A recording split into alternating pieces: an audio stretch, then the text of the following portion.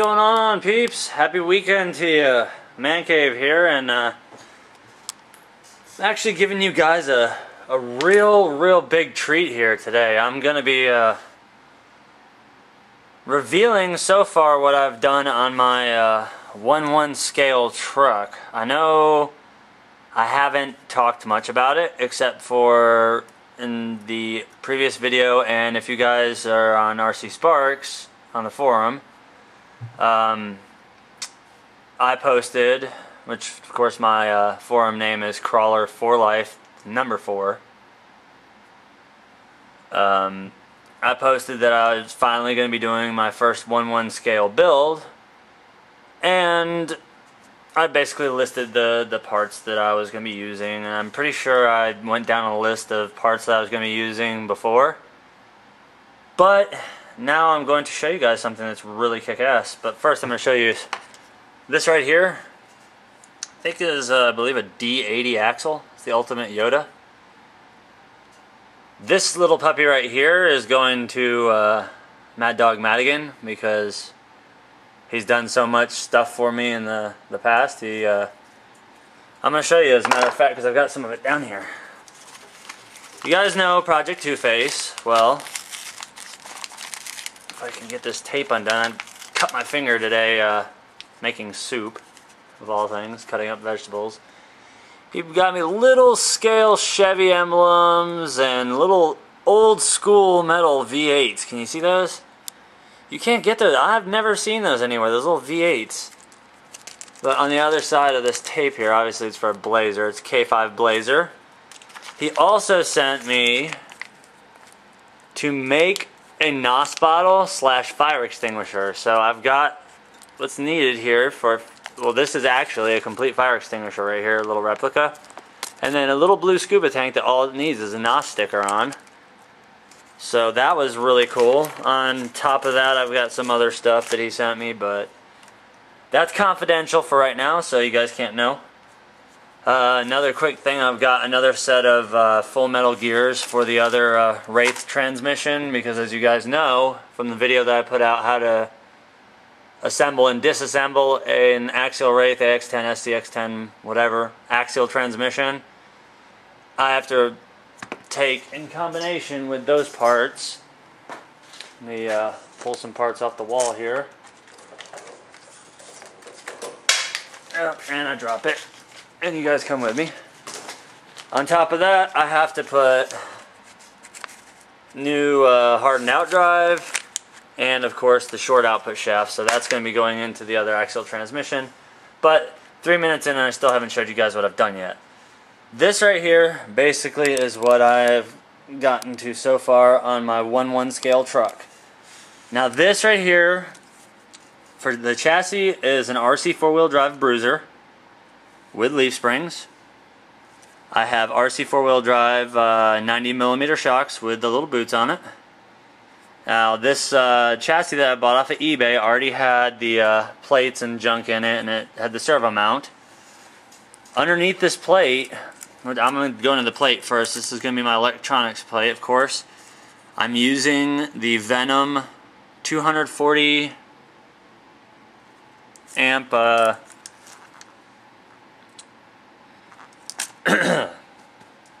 long day of Skyrim. I'm using the Venom Crawler ESC for it, and there's ladybugs flying everywhere. And you guys know I have this in many other vehicles. You can pick up one of these motor and ESC sets for $60 on eBay. It's pretty, or eBay, RPP Hobbies. You can pick them up really dirt cheap. They're awesome. It comes with, I believe, a 55 right there in the background. It comes with a modified Firebolt 55 turn, pre-wired with bullet plugs, so it's pretty much just plug and play out of the box. Now, of course, I use my Spectrum DX3R or 3C radio. I use the SR300 receiver. Now, these two strips back here are for a battery. So once I have the battery, which it's going to be a Venom 5000 milliamp 6 cell, I'm going to plop that down there, and that's going to hold my battery down. I have for the transmission, I have a Disruptor transmission from RC 4-Wheel Drive, which I have made a custom metal motor mount that cradles the bottom side, then comes up and bolts to the frame. Now, coming from the transmission down to underneath a killer transfer case, I have a metal Punisher shaft that came with the Disruptor transmission. And then, of course, I have a metal plate to mount the transmission in. Now, for drive shafts, for now, I decided to go with the Wild Boars from Axial, which you guys know comes stock in the Dingos now, the SCXs, the Wraiths. They're pretty hardcore axles. I like them. The drive shafts are really, really strong.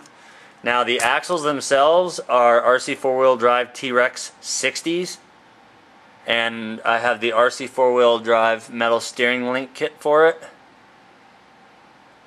The motor I'm using is an Integy Matrix Pro lathe motor, 35 turn, 35 by 1. And I just, about 20 minutes ago, soldered the motor tabs on and soldered my wire leads. The wheels are RC 4-Wheel Drive OEM, whoa, truck's heavy and flipping over, are the OEM stamped steel wheels, 3-piece speed locks, with 1.9 scale Tomahawk tires. Now, I do realize that since there's no flex to this thing whatsoever, that I'm going to, in the future, have to buy the shooter shackles and possibly the T-boxes to help for maximum articulation, because as you can see, even with soft springs, this truck's not wanting to move anywhere.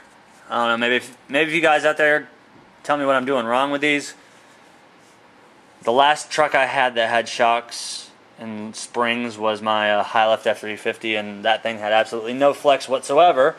But also off of eBay, I bought, real cheap, another set of, these are 1.55 3-piece bead locks. Now I'm going to show you how these bead locks work. You have your back ring, the face is inward, you have your inner and outer rings. Now there's the mark on the finger that's causing all the pain.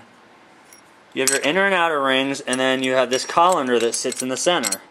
That goes inside of your tire and holds the foam, and then you have this backer plate that goes on the very back, and screws come through the backside, as you can see on these. They come through the backside and you tighten them down on the front, and then they sell hubs that go on there. I'm probably going to buy those.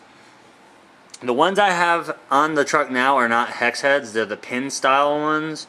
So I'm going to try swapping these over onto the 1.9s, because I know the size doesn't matter. The whole bore is still the different, same size on it. So that'll work out just perfect. The transfer case is actually filled with Coastal 80-90 weight gear oil. Let's see. Trying to think of what I have left out. Well, the parts that are left out that I haven't done yet is I have my F350 tailgate, which has come in. I have my F350 amber and clear lenses. I'm deciding that I am going to run lights on this one. And then to give it some original detail, this is a custom molded interior piece and clear windscreen for the High Lift F350 body, which I'm waiting on. Which that's going to be doing, we're going to be doing a simple paint job on that. Trying to think what else we got. Of course, we got Copperhead sitting over there. It's all done. I still have yet to take it out with the dual motors to see what it does, but that will be in a video soon, very soon.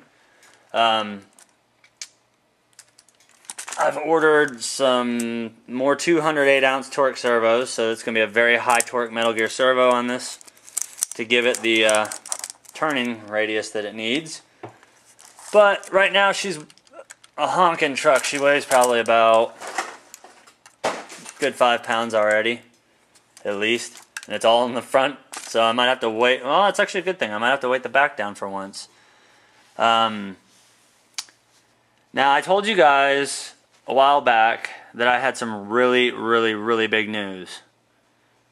And like I told you, I was waiting for all the dots and T's to get crossed and dotted. Well, it's been broken, and I'm proud to announce that I have been sponsored by Venom Racing.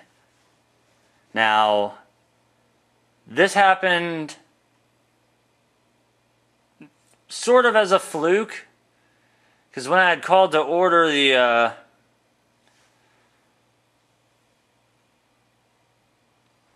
I had to sneeze. Sorry about that, guys.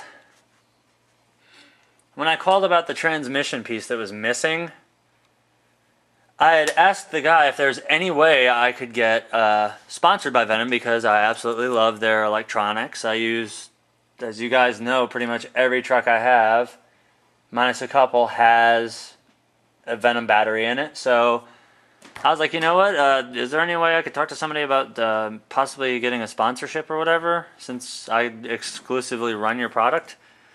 And sure enough, I emailed the guy, and a couple days later, well, actually not a couple days later, the very next day, he emailed me back, and he said he was more than happy to. So have no fear, people. This does not mean that I'm going to sell out or I'm going to push products right and left, because you guys know that when I get something, I do an unbiased, no bull review on it. So usually when I find something that I like, I stick with it because it works. If the system works, don't change it.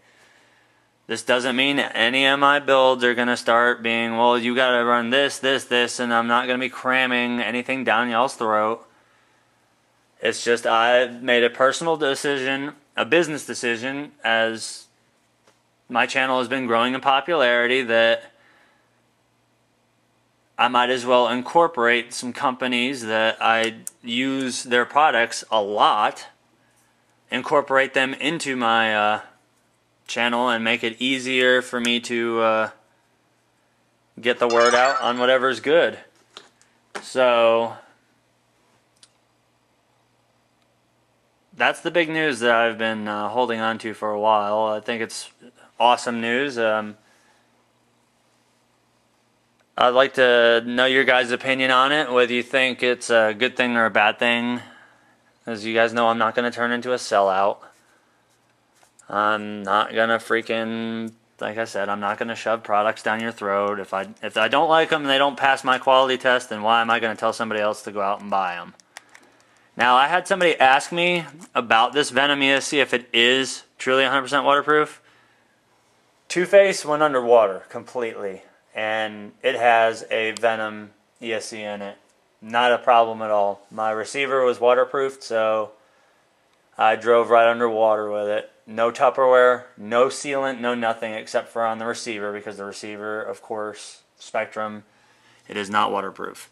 But to answer your question, yes, the Venom ESC is waterproofed, but all products are only waterproof to an extent.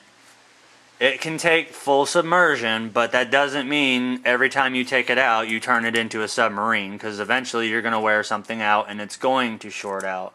But I have not had a single problem yet with a Venom ESC. I don't know if you guys have, but I've completely submarined mine multiple times just as a quality control check to see whether or not it was waterproof or not, and it was. So that worked out pretty well for me. That's another big selling point, the fact that it was waterproofed. So we made one hellaciously long video. Again, I'm sorry you guys had to sit through it and listen to it. I'll give you guys more updates on the scaler as I get more parts in for it. Of course, the TTC track is still out and being built.